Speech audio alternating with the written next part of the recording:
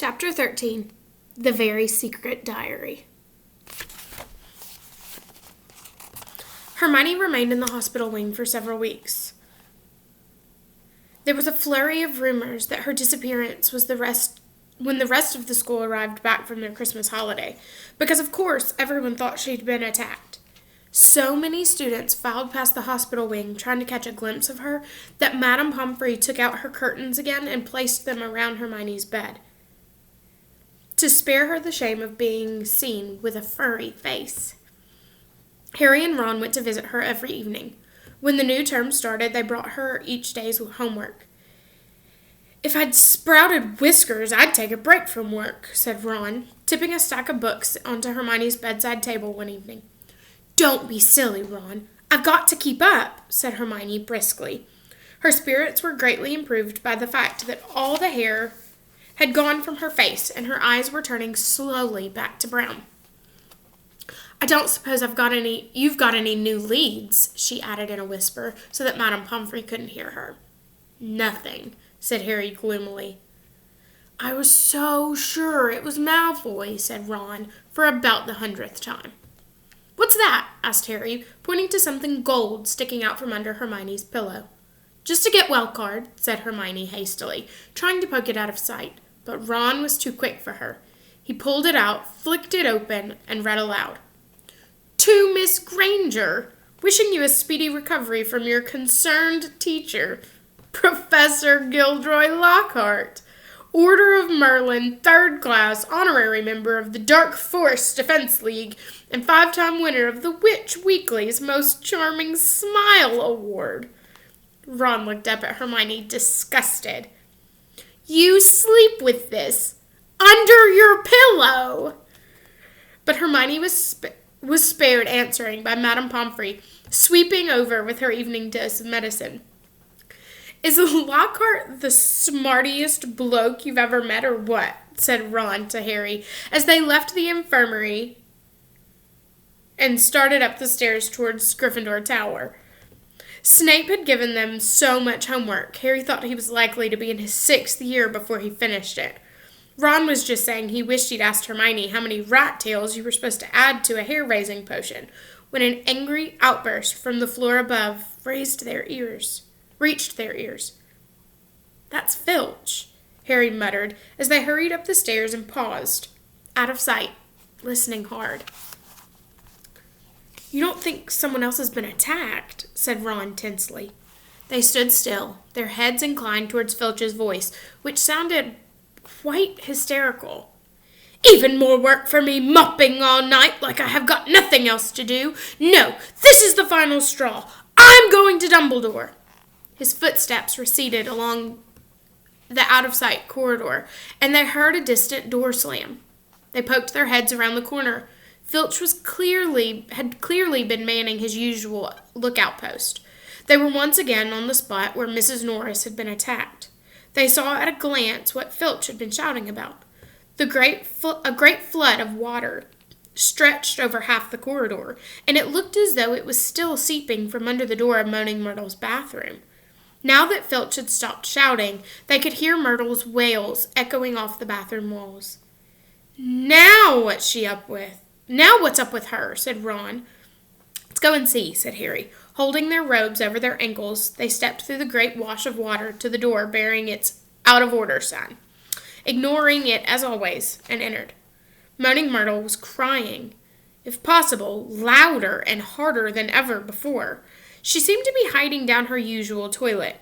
It was dark in the bathroom, because the candles had been extinguished in the great rush of water that left both walls and floor soaking wet. "What's up, Myrtle?" said Harry. "Who's that?" glugged Myrtle miserably.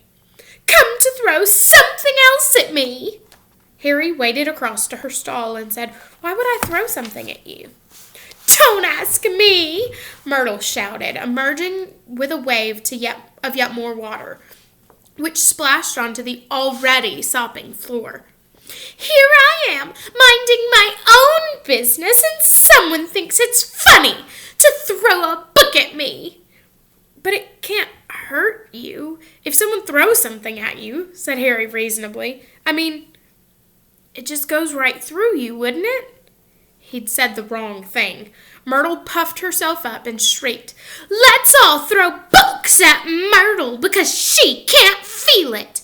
10 points if you make it through her stomach. 50 points if it goes through her head. Well, ha, ha, ha, what a lovely game. I don't think."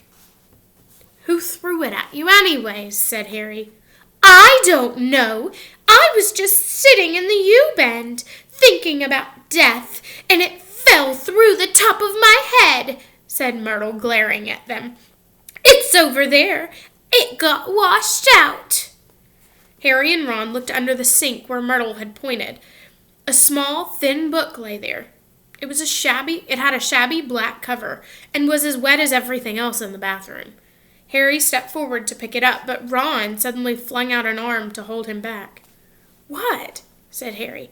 "Are you crazy?" said Ron. "It could be dangerous." "Dangerous?" said Harry, laughing. "Come off it. How could it be dangerous?" "You'd be surprised," said Ron, who was looking apprehensively at the book. "Some of the books the ministry's confiscated, Dad's told me. There was one that burned your eyes out. Everyone who read his sonnets of the sorcerer spoke in limericks for the rest of their lives. And some old witch in Bath took a book that you could never stop reading. You just had to wander around with your nose in it, trying to do everything one-handed." "And, all right, I got the point," said Harry. The little book lay on the floor, nondescript and soggy. "Well, we won't find out unless we look at it," he said, and he ducked around Ron and picked it up off the floor. Harry saw at once that it was a diary, and the faded year on the cover told him it was 50 years old. He opened it eagerly. On the first page, he could just make out the name, T.M. Riddle, in smudged ink. "Hang on," said Ron, who had approached cautiously and was looking over Harry's shoulder. "I know that name. T.M. Riddle got an award for special services to the school 50 years ago." "How on earth do you know that?" said Harry in amazement.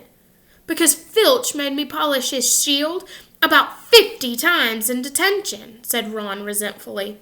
"That was the one I burped slugs all over. If you'd wiped slime off a name for an hour, you'd remember it too."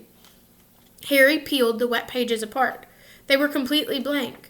There wasn't the faintest trace of writing on any of them. But even Auntie Mabel's birthday or dentist 3:30. "He never wrote in it," said Harry, disappointed. "I wonder why someone wanted to flush it away," said Ron, curiously. Harry turned to the back cover of the book and saw the printed name of a variety store on Vauxhall Road, London.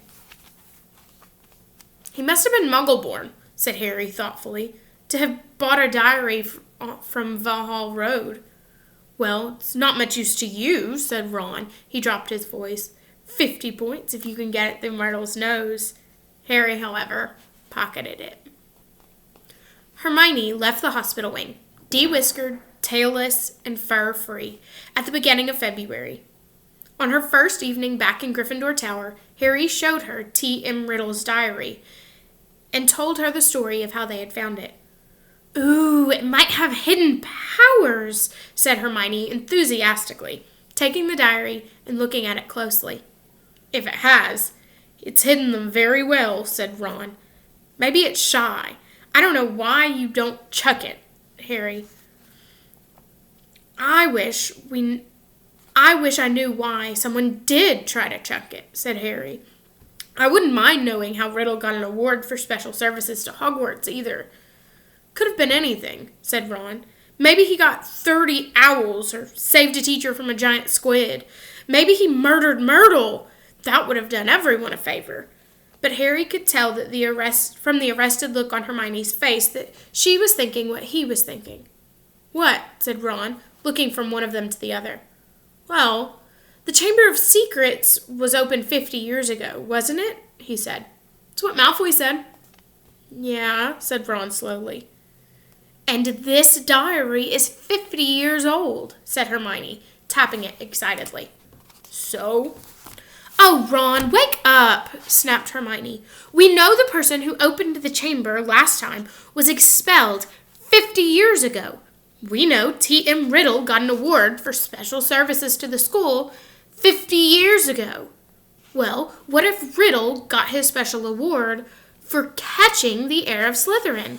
His diary would probably tell us everything. Where the chamber is, how to open it, and what sort of creature lives in it. The person who's behind the attacks this time wouldn't want that laying around, would they?" "That's a brilliant theory, Hermione," said Ron. "With just one tiny little flaw. There's nothing written in his diary." But Hermione was pulling her wand out of her bag. "It might be invisible ink," she whispered. She tapped the diary 3 times and said, "Apparatium." Nothing happened. Undaunted, Hermione shoved her hand back into her bag and pulled out what appeared to be a bright red eraser. "It's a revealer. I got it in Diagon Alley," she said. She rubbed hard on January 1st. Nothing appeared. "I'm telling you, there's nothing to find there," said Ron. "Riddle just got a diary for Christmas and couldn't be bothered filling it in." Harry couldn't explain, even to himself, why he didn't just throw Riddle's diary away. The fact that even though he knew the diary was blank, he kept absent-mindedly picking it up and turning the pages, as though it were a story he wanted to finish. And while Harry was sure he had never heard the name T.M. Riddle before, it still seemed to mean something to him. Almost as though Riddle was a friend he'd had when he was very small and had half forgotten. But this was absurd. He'd never had friends before Hogwarts. Dudley had made sure of that. Nonetheless, Harry was determined to find out more about Riddle. So next day at break, he headed to the trophy room to examine Riddle's special award, accompanied by an interested Hermione and a thoroughly unconvinced Ron, who told them he'd seen enough of the trophy room to last him a lifetime. Riddle's burnished gold shield was tucked away in a corner cabinet. It didn't carry details of why it had been given to him. "Good thing, too, or it'd be even bigger and I'd still be polishing it," said Ron. However, they did find Riddle's name on an old medal for magical merit and on a list of old head boys. "He sounds like Percy," said Ron, wrinkling his nose in disgust. "Perfect head boy. Probably top of every class." "You say that like it's a bad thing," said Hermione in a slightly hurt voice. The sun had now begun to shine weakly on Hogwarts again. Inside the castle, the mood had grown more hopeful. There had been no more attacks since those on Justin and nearly headless Nick, and Madame Pomfrey was pleased to report that the mandrakes were becoming moody and secretive, meaning that they were fast leaving childhood. The moment their acne clears up, they'll be ready for repotting again, Harry heard her telling Filch kindly one afternoon. "And after that, it won't be long until we're cutting them up and stewing them. You'll have Mrs. Norris back in no time." Perhaps the heir of Slytherin had lost his or her nerve, thought Harry. It must be getting riskier and riskier to open the Chamber of Secrets, with the school so alert and suspicious. Perhaps the monster, whatever it was even now settling itself down to hibernate for another 50 years. Ernie Macmillan of Hufflepuff didn't take his cheerful views. He was still convinced that Harry was the guilty one, that he had given himself away at the dueling club. Peeves wasn't helping matters. He kept popping up in the crowded corridor singing, "Oh, Potter, you rotter!" now with a dance routine to match. Gilderoy Lockhart seemed to think he himself had made the attacks stop. Harry overheard him telling Professor McGonagall so, while the Gryffindor were lining up for transfigurations. "I don't think there'll be any more trouble, Minerva," he said, tapping his nose knowingly and winking. "I think the chamber has been locked for good this time. The culprit must have known it was only a matter of time before I caught him. Rather sensible to stop now, before I came down hard on him. You know what the school needs is a morale booster. Wash away the memories of last term. I won't say any more just now, but I think I've got just the thing." He tapped his nose again and strode off. Lockhart's idea as a morale booster became clear at breakfast time on February 14th. Harry hadn't had much sleep because of a late-running Quidditch practice the night before, and he hurried down to the Great Hall, slightly late. He thought for a moment that he'd walked through the wrong doors. The walls were all covered in large, lurid pink flowers. Worse still, harp-shaped confetti kept falling from the pale blue ceiling. Harry went over to the Gryffindor table, where Ron was sitting looking sickened, and Hermione seemed to have been overcome with giggles. "What's going on?" Harry asked them, sitting down and wiping confetti off his bacon. Ron pointed to the teacher's table, apparently too disgusted to speak. Lockhart, wearing lurid pink robes to match the decorations, was waving for silence. The teachers on either side of him were looking stony-faced. From where he sat, Harry could see a muscle going in Professor McGonagall's cheek. Snape looked as though someone had fed him a large beaker of Skelegro. "Happy Valentine's Day!" Lockhart shouted. "And may I thank the 46 people who have so far sent me cards. Yes, I have taken the liberty of arranging this little surprise for you all, and it doesn't end here." Lockhart clapped his hands, and through the door to the entrance hall marched a dozen surly-looking dwarves. Not just any dwarves, however. Lockhart had them all wearing golden wings and carrying harps. "My friendly card-carrying Cupids!" beamed Lockhart. "They will be roving around the school today, delivering your valentines. And the fun doesn't stop here. I'm sure my colleagues will want to enter into the spirits of the occasion. Why not ask Professor Snape to show you how to whip up a love potion? And while you're at it, Professor Flitwick knows more about enchanting enchantments than any wizard I've ever met, that sly old dog." Professor Flitwick buried his face in his hands. Snape was looking as though the first person to ask him for a love potion would be force-fed poison. "Please, Hermione, tell me you weren't one of the 46, said Ron, as they left the great hall for their first lesson. Hermione suddenly became very interested in searching her bag for her schedule, and never answered. All day long, the dwarves kept barging into their classes to deliver valentines, on the annoyance of the teachers. And late that afternoon, as the Gryffindors were walking upstairs for charms, one of the dwarfs caught up to Harry. "Oi! You! Harry Potter!" shouted a particularly grim-looking dwarf, elbowing people out of the way to get to Harry. Hot all over at the thought of being given a valentine in front of a line of first-years, which happened to include Ginny Weasley, Harry tried to escape. The dwarf, however, cut his way through the crowd by kicking people's shins and reached him before he'd gone 2 paces. "I've got a musical delivery to Harry Potter in person," he said, twanging his harp in a threatening way, of course. "Not here," Harry hissed, trying to escape. "Stay still!" grunted the dwarf, grabbing hold of Harry's bag and pulling him backwards. "Let me go," Harry snarled, tugging. With a loud ripping noise, his bag split in 2. His books, wand, parchment, and quill spilled all over the floor, and his ink bottle smashed over everything. Harry scrambled around, trying to pick it all up before the dwarf started singing, causing something of a hold-up in the corridor. "What's going on here?" came the cold, drawling voice of Draco Malfoy. Harry started stuffing everything feverishly into his ripped bag, desperate to get away from Malfoy before he could hear his singing valentine. "What's all this commotion?" said another familiar voice as Percy Weasley arrived. Losing his head, Harry tried to make a run for it, but the dwarf seized him around the knees and brought him crashing to the floor.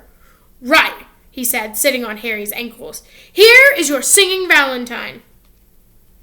I'm not singing it, but I'll read it. "His eyes are as green as a fresh pickled toad. His hair is as dark as a blackboard. I wish he was mine. He's really divine. The hero who conquered the Dark Lord." Harry would have given all of the gold in Gringotts to evaporate on the spot. Trying valiantly to laugh along with everyone else, he got up to his feet, numb from the weight of the dwarf, as Percy Weasley did his best to disperse the crowd, some of whom were crying with mirth. "Off you go! Off you go! The bell rang 5 minutes ago! Off to class! Now!" he said, shooing some of the younger students away. "And you, Malfoy!" Harry glanced over, saw Malfoy stoop and snatch up something. Leering, he showed it to Crabbe and Goyle, and Harry realized that he'd gotten Riddle's diary. "Give that back," said Harry quietly. "Wonder what Potter's written in this," said Malfoy, who obviously didn't notice the year on the cover and thought he had Harry's own diary. A hush fell over the onlookers. Ginny was staring from the diary to Harry, looking terrified. "Hand it over, Malfoy," said Percy sternly. "When I've had a look," said Malfoy, waving the diary tauntingly at Harry. Percy said, "As a school prefect," but Harry had lost his temper. He pulled out his wand and shouted, "Expelliarmus!" And just as Snape had disarmed Lockhart, so Malfoy found the diary shooting out of his hand and into the air. Ron grinned broadly and caught it. "Harry," said Percy loudly, "no magic in the corridors. I'll have to report this, you know." But Harry didn't care. He was one up on Malfoy, and that was worth 5 points from Gryffindor any day. Malfoy was looking furious, and as Ginny passed him to enter the classroom, he yelled spitefully after her, "I don't think Potter likes your Valentine very much." Ginny covered her face with her hands and ran into class. Snarling, Ron pulled out his wand too, but Harry pulled him away. Ron didn't need to spend the whole of charms belching slugs. It wasn't until they had reached Professor Flitwick's class that Harry noticed something rather odd about Riddle's diary. All the other books were drenched in scarlet ink. The diary, however, was as clean as it had been before the ink bottle had smashed all over it. He tried to point that out to Ron, but Ron was having trouble with his wand again. Large purple bubbles were blossoming out of the end, and he wasn't very interested in anything else. Harry went to bed before anyone else in the dormitory that night. This was partly because he didn't think he could stand Fred and George singing, "His eyes are as green as fresh pickled toads," one more time, and partly because he wanted to examine Riddle's diary again, and he knew that Ron thought he was wasting his time. Harry sat on his four-poster and flicked through the blank pages, not one of which had a trace of scarlet ink on it. Then he pulled a new bottle out of his bedside cabinet, dipping his quill into it, and dropped a blot onto the first page of the diary.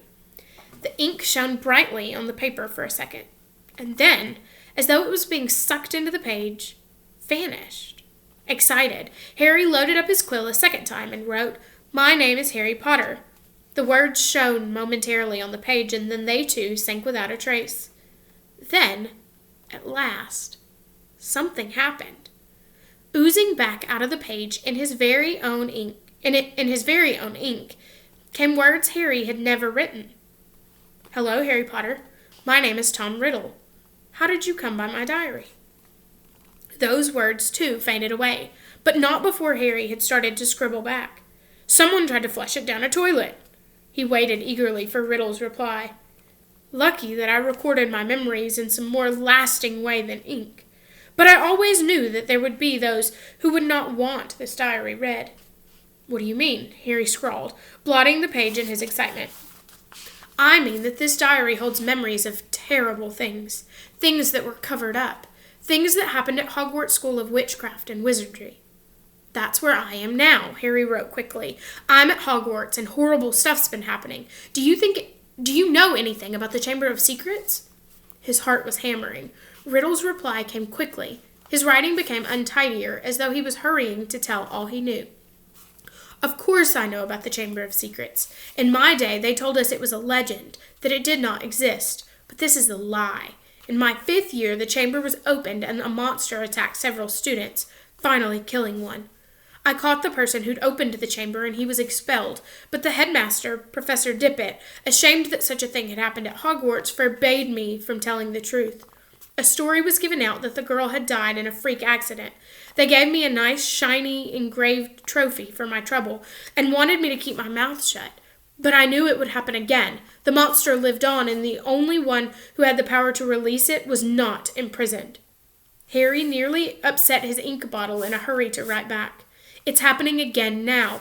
There have been 3 attacks, and no one seems to know who's behind it. Who was it last time?" "I can show you if you'd like," came Riddle's reply. "You don't have to take my word for it.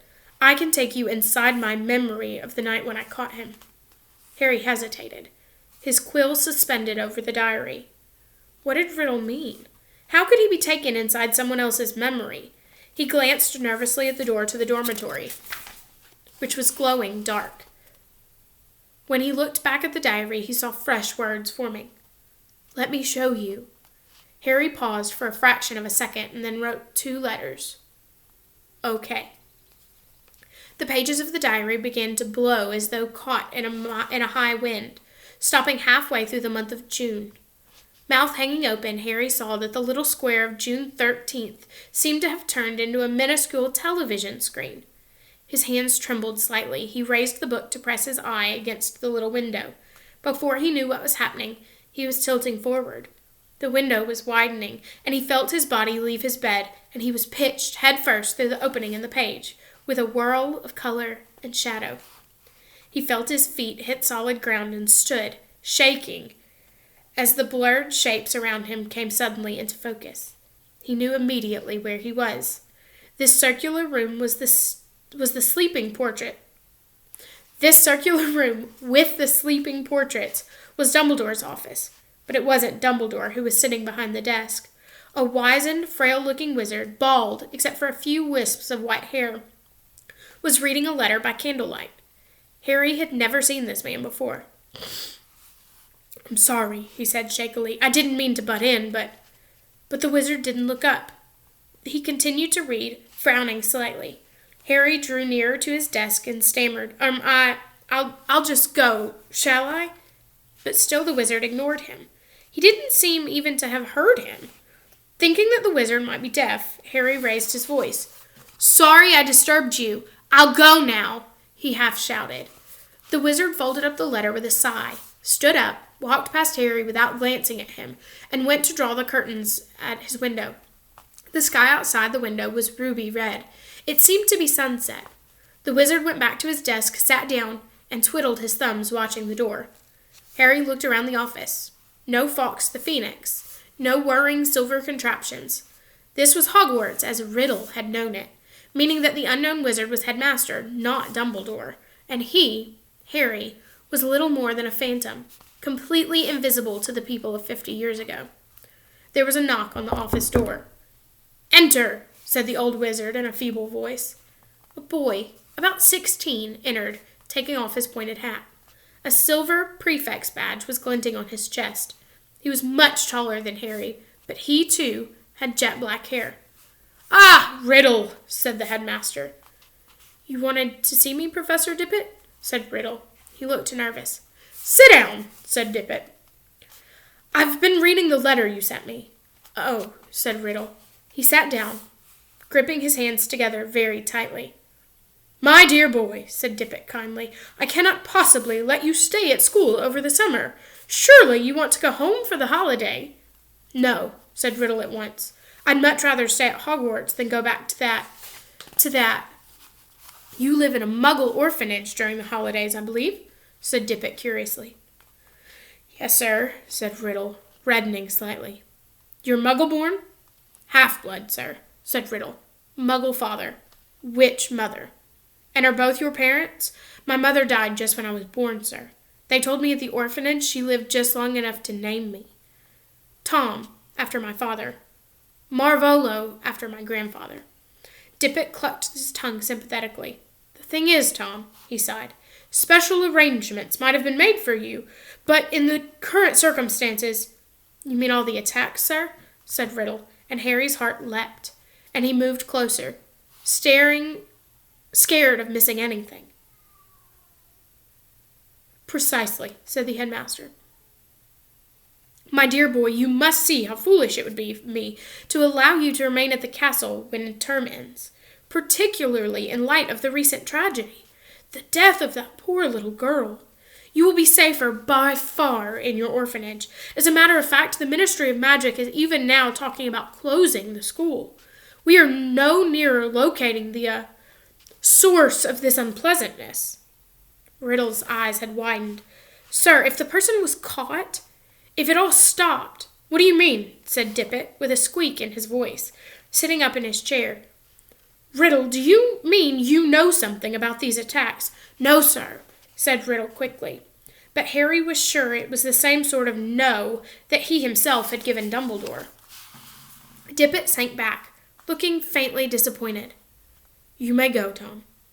Riddle slid off the chair and slouched out of the room. Harry followed him. Down the moving spiral staircase they went, emerging next to the gargoyle in the darkening corridor. Riddle stopped, and so did Harry, watching him. Harry could tell that Riddle was doing some serious thinking, and he was biting his lip, his forehead furrowed. Then, as though he had suddenly reached a decision, he hurried off, Harry gliding noiselessly behind him. They didn't see another person until they reached the entrance hall, when a tall wizard with long, sweeping auburn hair and a beard called to Riddle from the marble staircase. "What you doing wandering around this late, Tom?" Harry gaped at the wizard.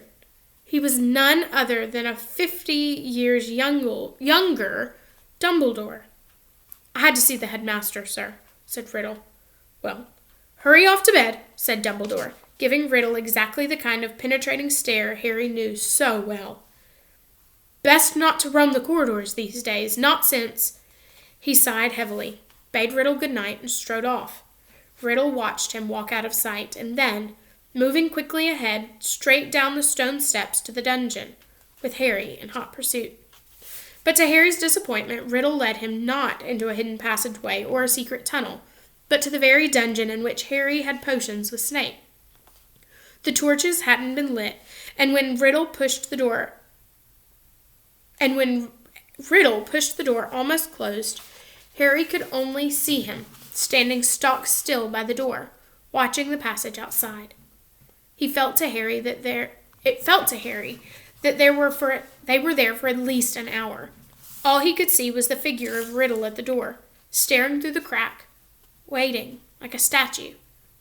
And just when Harry had stopped feeling expectant and tense and started wishing he could return to the present, he heard something move beyond the door. Someone was creeping along the passage.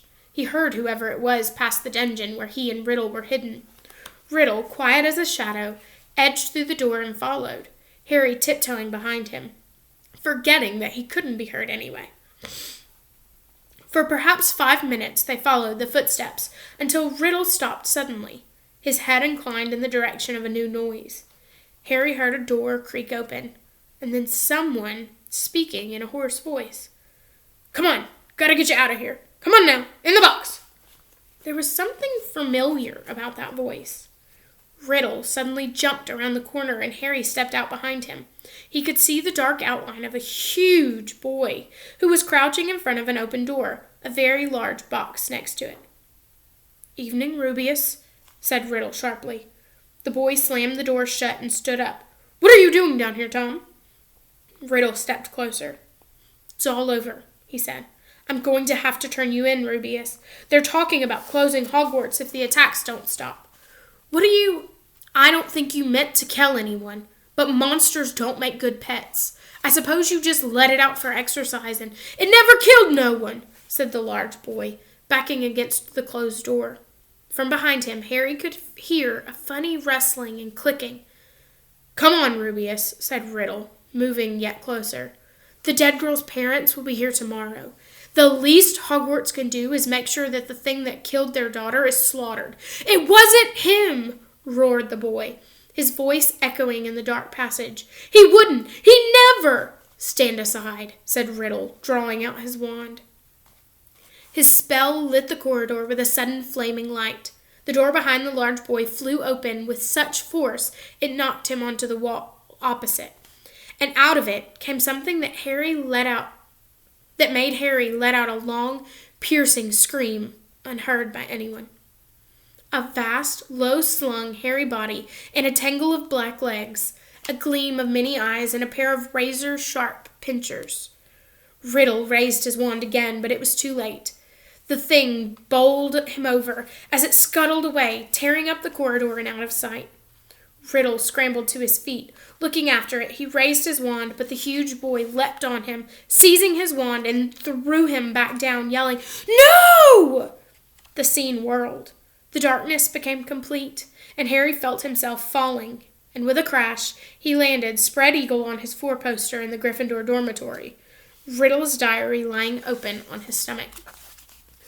Before he had had time to regain his breath, the dormitory door opened, and Ron came in.